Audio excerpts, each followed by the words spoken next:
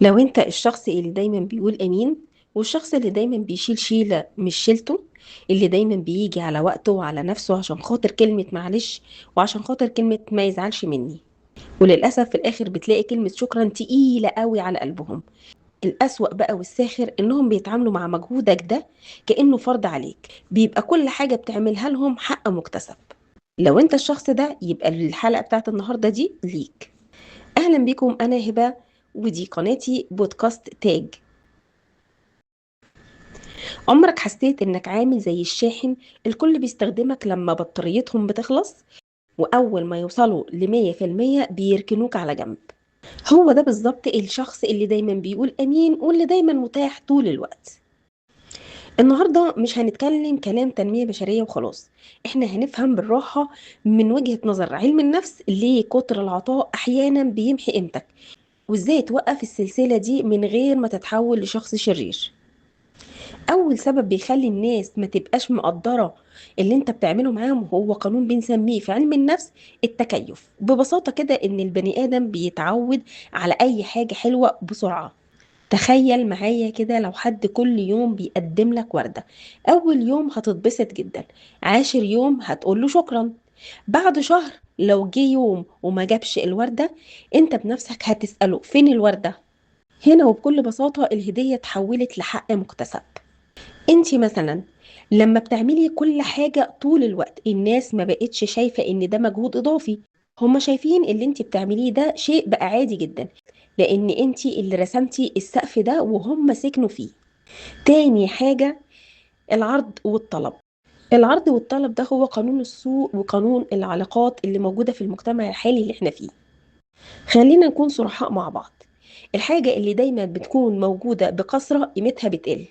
ده قانون السوق، وقانون العلاقات كمان بنفس الطريقة. لما بتكوني متاحة 24 ساعة، بتردي في ثانية من أول مكالمة، بتلغي مشاويرك علشان مشاورهم، ده بيقلل قيمتك في نظرهم من غير ما يحسوا.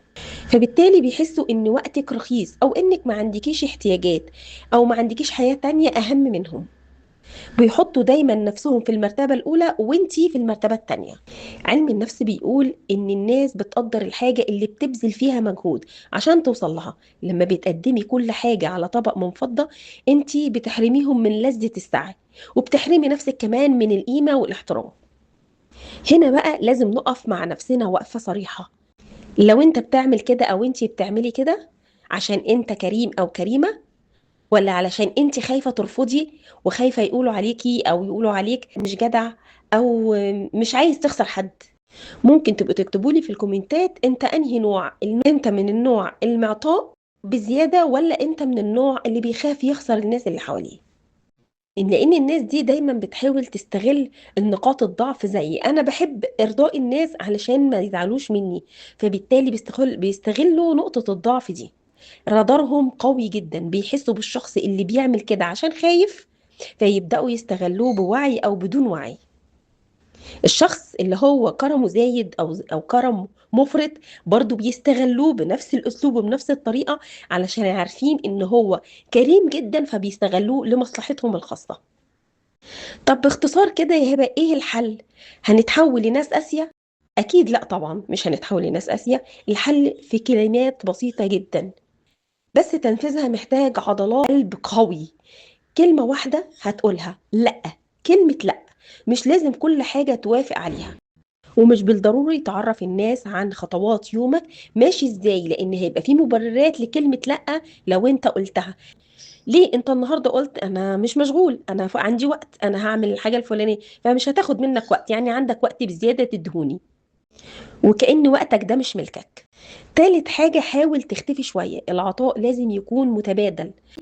لو لقيتي نفسك انت اللي بتجري لوحدك، اهدي وارجعي خطوتين لورا كده، خدي نفس عميق واهدي شوية وقدري نفسك الأول، وبعدين حاولي تفكري في اللي قدامك أو في الشخص الآخر.